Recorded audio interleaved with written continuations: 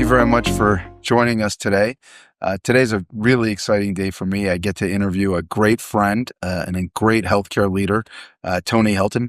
Tony, many of you may know, used to be at Cleveland Clinic for over 20 years, where he's held many leadership positions in the finance world, ultimately becoming the interim CFO. But most recently joined Medical Mutual, and 7 months ago became the CEO and president of Medical Mutual.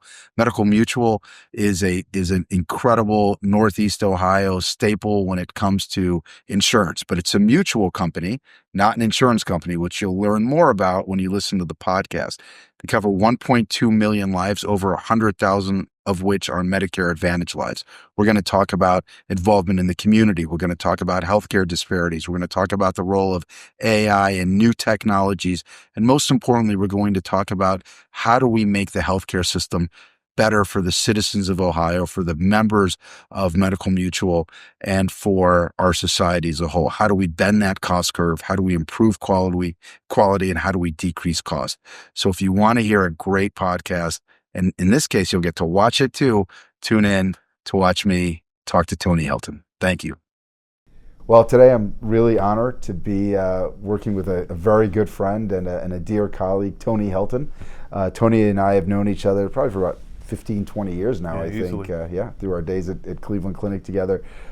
Tony at Cleveland Clinic has held many different roles, including running revenue cycle, interim CFO, but most recently has gone to the payor side and is the CEO and president of Medical Mutual of Ohio. One of the things we'll talk about during our time together is the difference between a mutual versus a traditional insurance company, which is something I learned about as I was preparing for today. Medical Mutual of Ohio has, I think, 1.2 million members throughout the state, if I'm not mistaken. And you guys have really kind of leaned in pretty hard on value-based care and engaging the community and really integrating in the community and working with healthcare systems and providers there. So I'm really excited about learning about what you're doing and what you're excited about, and kind of changes that you see on the horizon over the next 5, 10, 15 years in the healthcare system, payor, and provider space. So Tony, thank you so much for being here today. It's my pleasure, and it's great reconnecting with you again. It's been a long time. This feels like yesterday we were at the clinic. And all the things that you've been involved with and the discussions that we've had of late. I look forward to really partnering with you and learning more about what your teams are doing, because I think the connection between the payor and the provider and the work that you're doing, I think some of the analytics and some of the outcome analysis you have, I think really will benefit all of us. Well, thank you, Tony. That's very nice of you to say, and I look forward to that. Thanks. So Tony, one of the things that I'm always interested in is how you got to where you are, right? I mean, my guess is at some point you woke up and you said, I really love healthcare, I really love finance, how do I put the two of them together? So tell us a little bit about your background. I know you're a Cleveland guy, went to John Carroll University, bachelor's degree from there, an MBA from there. So talk us through your path. Yeah, so I graduated from John Carroll accounting degree, and then I went back for my master's degree. And I remember graduating from Carroll, and with an accounting degree, they looked to get you in the Big 8 at the time. So I was interviewing for a role, just looking for a job, and one of the individuals, the partners that interviewed me, says, "You don't want to be in the Big 8, I got a job for you." So I started off in manufacturing. So fast forward, I had a few jobs in the for-profit world, and then I kind of felt like I didn't have a lot of control over like the strategic way the business was run, because it felt like in these smaller businesses we were chasing cash all the time. So I set my sights on bigger, and I was lucky enough to get a job at the clinic. So I was at the clinic, and I started off in pain management. And so I would work for Dr. Nagy McHale as the administrator there. Great guy. Learned a lot. So I was there about a year. And then I had a call from a friend of mine that worked in finance, and he said, "Hey, there's this new CFO that's looking for an administrator, someone with your skill set." And I said, I really don't want to go to the administrative side. I want to stay on the clinical side, because it's fun, I was learning the business. And so I went and I interviewed, and what I had learned is, at least the CFO at the time said, "I'll teach you how to run a $4 billion organization." And I thought that was You can't say no to that. Yeah. So it exposed me to so much, and I spent 20 years at the clinic. Like you said, revenue cycle, I got to meet the likes of you and many other talented folks there. And then towards the end, the revenue cycle was great because I owned a piece of the operation. Yeah. Where prior to that, I was an administrator where I felt like I was just the chief of staff, so I didn't really own everything. You touched everything, and I wanted to own it. And then there was a change in leadership from the CFO perspective. The CFO went and became the CEO of Medical Mutual, and I became the interim CFO at the clinic for about a year. And then I was offered an opportunity to look at the payer side. And really thinking back on the 20 years of the clinic, wow, what a great experience. All the interactions, all the relationships, all the learning. And I would tell you, as we advance in our careers, it isn't about looking in the mirror, it's about standing on the shoulders of others. And I've been able to stand on those shoulders to get me to where I'm at today. So when I went to the payer side, I learned a lot, so different on the payer side, because you don't control nearly as much as you did on the provider end. So if you think about it, you can control and manage the patient on the provider side. On the payer side, you have to work with the providers. So there's that interaction, so you have less control over it. Big learning there for me. And then I was the CFO for about a year and a half, and then I was humbled that they asked me to be the CEO, and I've been the CEO there now for the last 7 months. It's been wildly exciting. It's been challenging.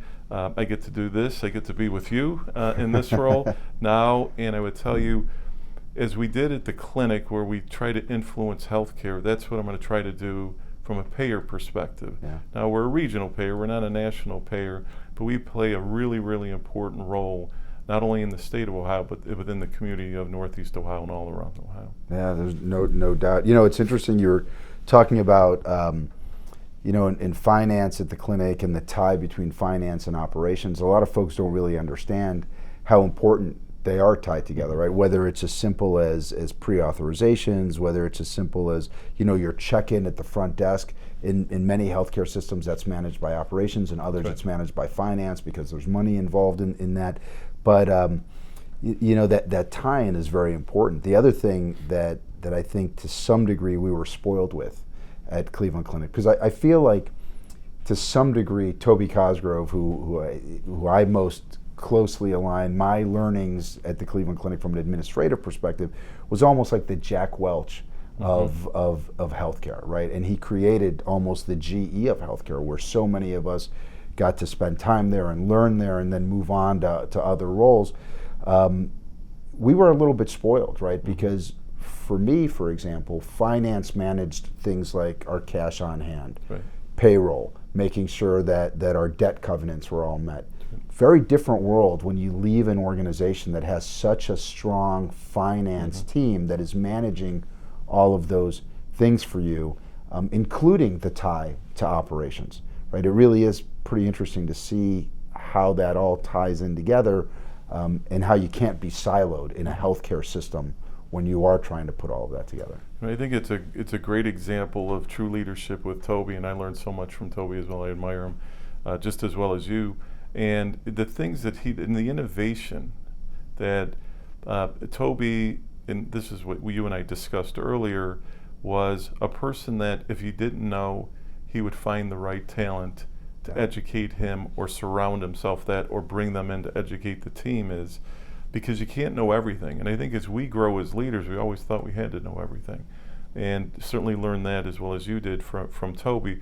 But if you think of some of the things he did at the clinic, from a division to an institute model, and everyone mimicked that, and then really empowered our chairs to run their own operations, and just learning that interaction between the clinical side and the operation side is so critically important for the success of the clinic. Now, the clinic has significant resources, right? So you get the best of the world. So I think that's where you're talking about. We're a little bit spoiled with that. But the learnings we have and the connections we have, even leaving the clinic now, which in one way is difficult to do because you have those relationships and it's tough, but then you just take those forward. But we're able to go back and recall the likes of you or others that we've been meeting with lately to really lean on them to drive success in the businesses that we're in today. Yeah, no, that's absolutely true. So let's touch on Medical Mutual for a moment. Yeah, I grew up in Cleveland,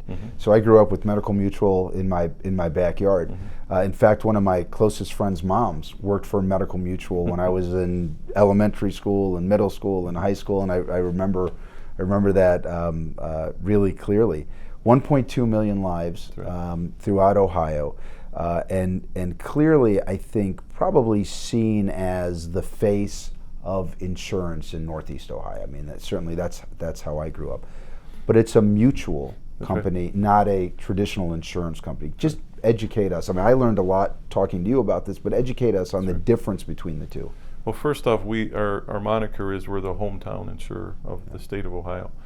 We take great pride in that, and it is amazing that the 3,500 to 4,000 employees that we have are within the community. Most of them work in the state of Ohio. And the interactions we have with our customers and the brokers and the members, we go to the same schools, our kids are on the same team. As we just said, we already have a lot of experiences together. But you are like I was when I walked in the door. I had no idea what a mutual was. And I thought coming into Medical Mutual, it was the exact same as the for-profits. It's not that way at all. So we are owned by the policyholders, so our customers. And the main difference is the national payers report to Washington. I'm sorry, to New York, Wall Street. Wall Street, sorry, Sure. Thank you. And they have those quarterly updates and certainly goals they have to meet. So very much profit driven, where profit is really, really important from a mutual as well, but our margins are far less.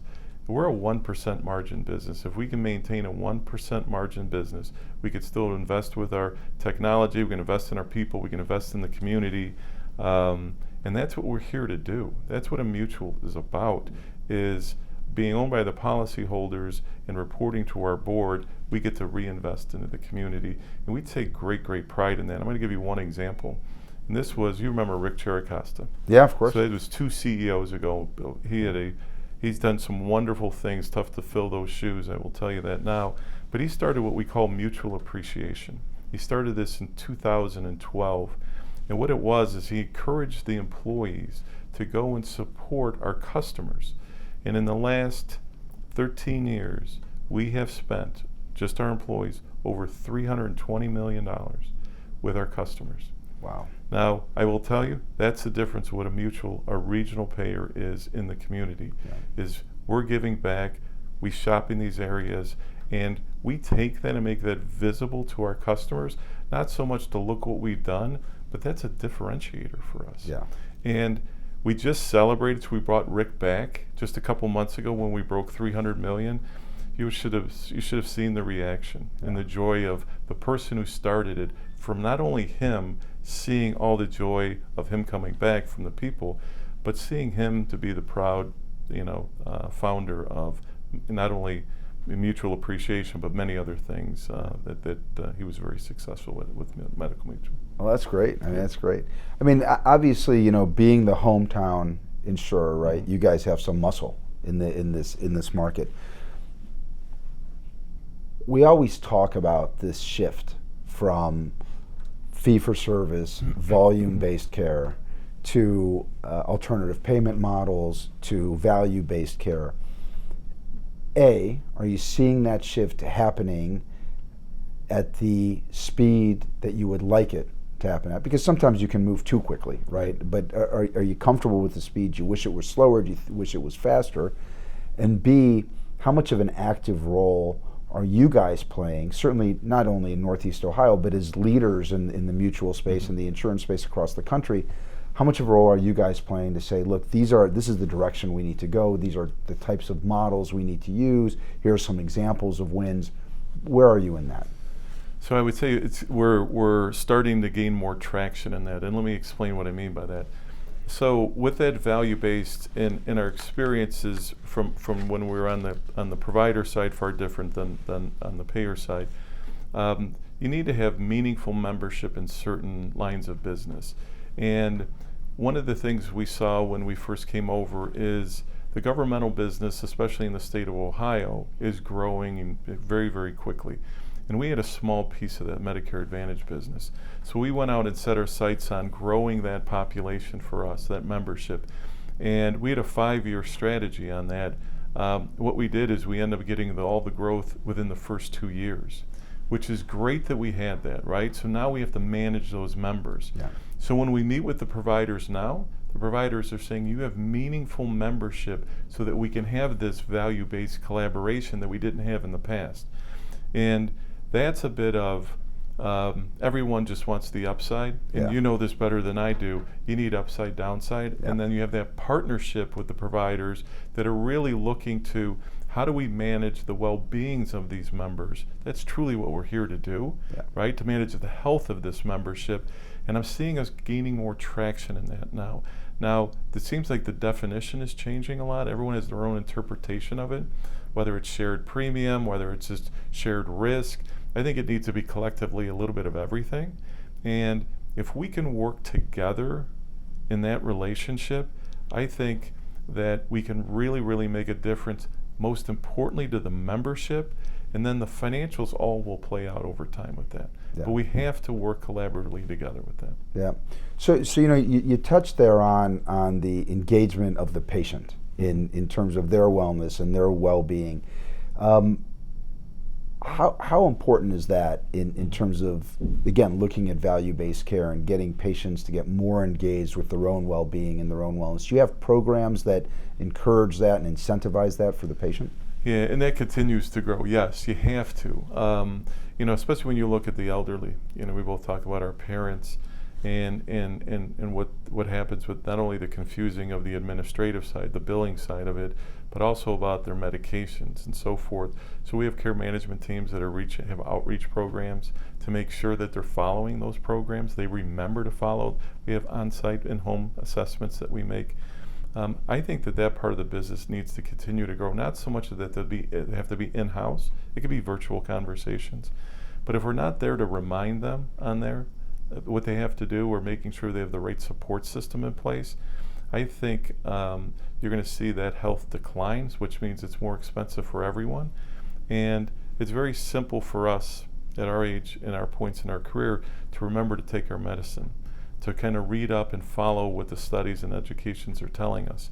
Not so much for that MA population that we have. So we're trying to work with some outside vendors that can help us with that, because with 3,500 employees, only so much you can do. Yeah. But we're trying to do a better job of how do we manage that patient. And I do think if we could partner more on the provider side that are seeing them, whether it's in-house or virtually, that combination should bode well for our members. Yeah. Well, it looks like, with Dr. Oz taking over right now, Center for Medicare and Medicaid Services, he's clearly been, I think, a pretty strong proponent of Medicare Advantage and expanding Medicare Advantage. Are you finding that your members that are in an MA plan do seem to be managing their health better through kind of the shared risk with the primary care provider, maybe even to some degree some specialists? I know you guys have a renal program, for example, where there's shared risk there. Are you finding that the MA type model does seem to lead to better overall health than the traditional Medicare A and B? Oh, I think that's an absolute true statement there, but it could only get better. And I think it's going to be the combination of, well, let me step back for a minute. I think healthcare in general, if you look at most of the providers, I think that the number's up to about 60% of healthcare providers are in the red. So that makes things really, really difficult from that payer-provider relationship. So it tends to be more about rates than it is about partnerships. And that's where we're trying to change that narrative. We can give you the rate, right? But if we're not working to manage that population and manage that risk and to manage that health of that group, I think we have failed to really what that MA program is to be. And to comment about Dr. Oz, he's a big advocate of MA for all. Right. And so if we don't get this model corrected, I think that will never be an option too. I'm not saying it should be, but that's something that I've heard from Washington is that's something that he's considering and is an advocate for. So, but I think it has to be that collaboration between the two sides that I think we're making inroads. It's just not fast enough in my mind, and we have to take it to the next level because that population's only growing every single day. Yeah, and it can be confusing, right? I mean, when open enrollment comes, trying to figure out which providers are in which plan and which plan you ought to sign up for. I'm sure you guys do a lot to help patients kind of determine, what's the best plan for you, what are the benefits, what are the drawbacks of one plan versus another. But it's clearly a challenge. There's no question about that. And I think that's also been one of his goals is how do we simplify this? How do we make it easier for folks to understand what they ought to be signing up for, maybe what is in their best interest versus what might not be in their best interest. And I think to your point, as we see that continue to expand, that makes sense. Go ahead, I'm sorry. Yeah, so you talk about we have a captive selling group, captive agents we call, so that would be the folks that call. If you have a question about Medicare Advantage, you'd call us. Most of the selling is done through brokers. Right. So the brokers are an extension of our sales team, but now the brokers look at all the products. So they'd sell for us, they sell for Anthem, they sell for United, because it is really confusing. You see all the advertisements that come out around that time. And they are able to one, they're an independent set of eyes.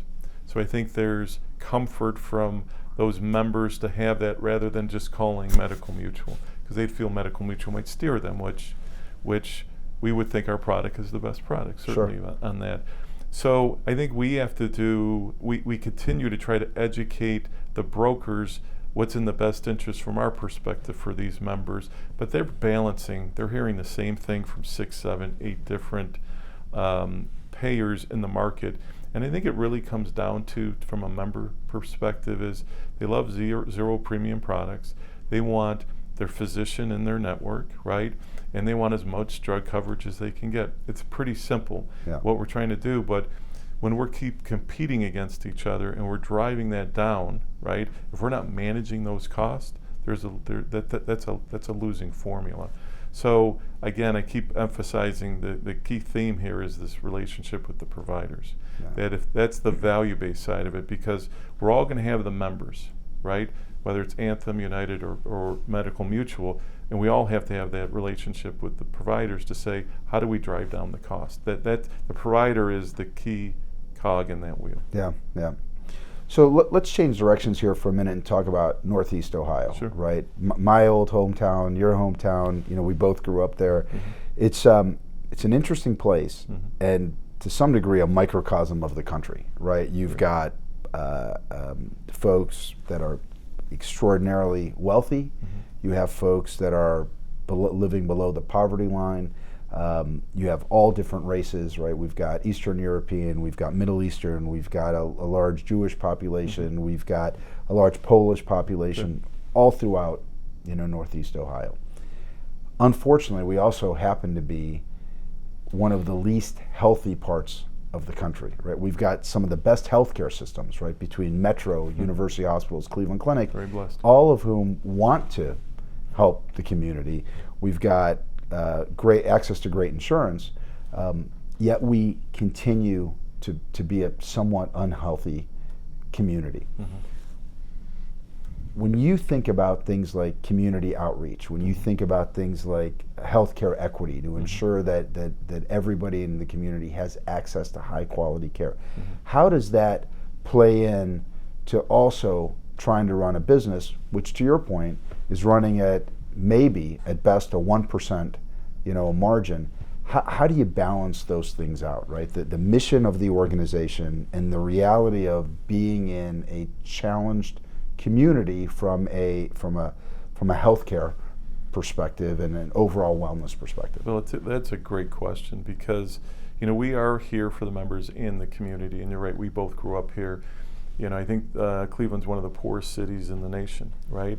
And we've seen all sides of that. The one thing I'll give credit to Rick about what he did is years ago he established a fund where we put $100 million away. And he says once it grew to $150 million, we wanted to to then start addressing some of the social determinants of health. So he had a vision years ago about what we need to do in the community. Now, when we were both at the clinic, we started seeing the relationship with the clinic and UH working together, sort of building supermarkets and condos together, which is fantastic. We need to be, I'm pointing to myself, we need to be at that table as well. So collectively, we're all we shouldn't be doing this independently, right? We could take, I think more in numbers, that we could be more influential. We do lots of things in the community as it relates to those, lots of free meals, screenings. We're all doing it. But I think we can get together in the size and scale. So it's one of the things I'm going to try to propose to some of the provider CEOs is how do we rally around this in the state of Ohio to really take this to another level, because we're blessed in this business to really be able to help many, many others and help them in more ways than just healthcare. Yeah. Right? So I think that we've laid the groundwork for this, but I think it's time for us to elevate our game here and to bring more players into that. Oh, that's great. That's terrific to hear. We're seeing incredible advances in technology, and it's kind of interesting because if you think back to 5, 10, 15, 20 years ago in healthcare, I always talk about the fact that we've been, as a country, on the leading edge of innovating healthcare technologies, but we have not really been innovating healthcare delivery, right? That's, again, you go to the Cleveland Clinic, you need some kind of a proton machine to help with your cancer, you've got it. You need the most advanced, minimally invasive robotic total knee replacement, you can get it, right? But your healthcare is being delivered pretty much the same way it was delivered 30 years ago. We're behind when it comes to that, right? The EMR, the electronic medical record, I think is one example of a technology that was really supposed to advance our ability to take care of more patients, make healthcare safer. I'm not necessarily sure that it's really done that. Most of our technologies, again, have really been in the area of disease management as opposed to healthcare delivery. We're now living in this, just in the last 12 months, right? All the excitement around artificial intelligence and quantum computing and things. How do you think about that? How are you thinking about, again, coming from a company that is steeped in tradition, right? How are you thinking about utilizing AI, utilizing advanced technologies to make it easier for your members to get the highest quality, lowest cost care? Again, another great question, and I'm going to go back to, healthcare has not changed, the delivery as you described. So if we think about what really healthcare delivery should be, is what does the patient need and want? And let's just take something really simple, hours of operation, right? So really what happens is, the doors are open 24 hours a day, but we know those assets aren't being used 24 hours a day. And what's the most convenient for our patients? It's after hours, right, and on the weekends. Yep. And the ED's open, so I think we have to address that, right? So there'll be more virtuals and other things, but I think we have to change the narrative as it relates to the technology piece. What's going on with AI is amazing, and in good and bad ways. I've seen some of the things where you can have AI, you could use your image, your voice, and it looks like you talking, or AI sends a call out to our parents and says, hey, this is your grandchild. So I don't want to focus on that, but there's so much good with AI that we're starting to see that's making us more efficient in our operations. So if we're more efficient in our operations and can streamline that, imagine what we can give back to our members. And I'm taking that all through healthcare with that. So for example, one of the pain points in our line of business is prior auth. And so we use AI to authorize even sooner and faster, because that's what's right for our members that are stressed over that they need an MRI or surgery, just their health. Now they have to worry about if things being approved, are they approved in a timely manner? They have to make accommodations. They have to fly potentially to their provider and make the hotel arrangements. We need to make that simple for them. AI is allowing us to do that. Now, I do want to clear up another little bit of a mystery in our world. Some use AI for many different approvals in what I'll call denials. We'd never use AI for a denial, ever. If it doesn't meet the formula we're looking for approval, it goes to our doctors and our nurses who look through those documents to determine the approvals that they need. And we're looking to approve. We're looking to partner with the providers, Right. because the provider's seeing the patient saying, what's right for the patient? And the providers are always trying to do what's right for the patient. Now, our role on the payer side, right place, right service, right price. That's what we're there to do. That shouldn't be as difficult as it's been in the past. We're looking to streamline that now, and I think we've made a lot of inroads in that area. Makes a lot of sense, and in truth, many of the tests or procedures or advanced imaging, for example, that require prior authorization, that's a benefit or a requirement that has been requested by the employer, who is in most cases really the risk-taking entity here, right?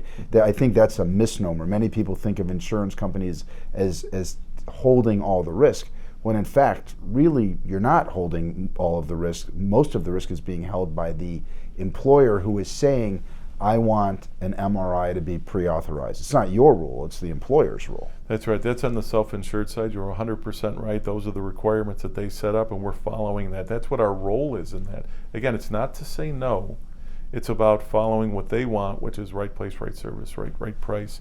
Again, this gets complicated. I think AI is going to help us a lot streamline that, so that if you're streamlining the approvals, the ones that you have questions on, you can, the resources you have can look at those and expedite those more quickly. Yeah, makes sense.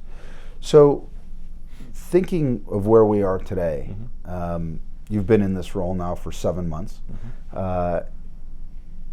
Maybe a little unfair to ask you this, but thinking ahead 5 years, 10 years from now, with AI, with advanced computing, with more sharing of data and sharing of technology between the payer and the provider, how do you see things changing over these next 5 to 10 years? So, regardless of the 7 months as being a CEO, certainly learned a lot. But you're right, you always have to be looking to the future. But this is just building off the 20 years of being in healthcare.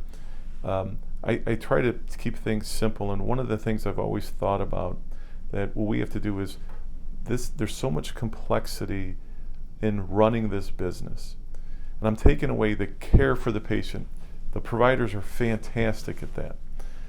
But the complexity and the confusion in there, that's what we have to clean up in this business. And I'm going to give a really simple example. When we all go to the dentist, we go to the dentist and I say, I'm going to get my teeth cleaned today. And they find they have a cavity or a root canal, and they do all these services. We walk out from the dentist, they say, Tony, you came in for a cleaning, but you owe $600. We pull a credit card out, we pay it because we trust the process. Right. Because it's simple. What happens in healthcare, same type of process. All we're trying to do is charge for the services, but you have an insurance company involved, you have prior auths, you have all of this. We need to streamline that complexity. And I think if we're able to streamline that, we'll take out so much cost, and those dollars saved can go into research and finding the cure for cancer and all the things it should do. But if you look at the complexity and the cost of our business, it is ripe for opportunity for it. I know lots of vendors are knocking on our doors, and I just think it's going to be a matter of, how do we work together on this? And I'll just give an example of something we started when we were at the clinic and working with MMO. We said, and it probably was led by Toby, we got to take out, if we're going to do anything, let's influence some of this administrative work that we're doing. So we started 8 years ago looking at that administrative burden between the two. Now, no trust was involved. We put a lot of teams. I was part of the team on that side. And it took us probably about a year to really trust each other and then trust the data.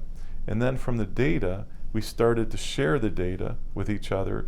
And then from there, I would tell you in those last 8 years, tens of millions of dollars have been saved by both organizations because they're working together to really eliminate this. So instead of talking about it, We're actually doing it. So I would say that we've been able to forge the playbook.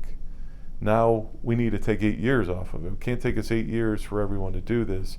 But I would say the biggest thing is eliminate the complexity, and we need to trust each other between the provider and the payers. Oh, that's great. That's great. So one last question for you, then we'll let you get back to your day. I ask this question anytime I'm interviewing a doc, right? Because for many, and the answer I would tell you is 50-50. I ask them, if one of your kids wanted to go into healthcare and be a doctor, would you encourage it? I can tell you my personal answer is 100% yes. I think it's the greatest field ever. But half the docs I talk to say no. So on the administrative side, on the finance side, you know, what's the advice that you give to somebody who's thinking about a career in healthcare today? You encourage it, or you tell them, maybe look at something else? Oh no, I'm with you. I completely encourage it. Actually, I have a son who's he's in finance and healthcare. Is that right? Yeah. So and everyone, what I tell them is get started earlier. The earlier the better in your career, because you can influence it more. Because it is a complex business, but there's so many opportunities for improvement here, and we need to get these young minds in our business. So I am right with you and support that 100%. I love this business. I think we can continue to influence this business together, and we just need more bright minds doing it. I love that answer. Tony, thank you so much for being with us today. I really appreciate it. Great seeing you again. Thank you. You too.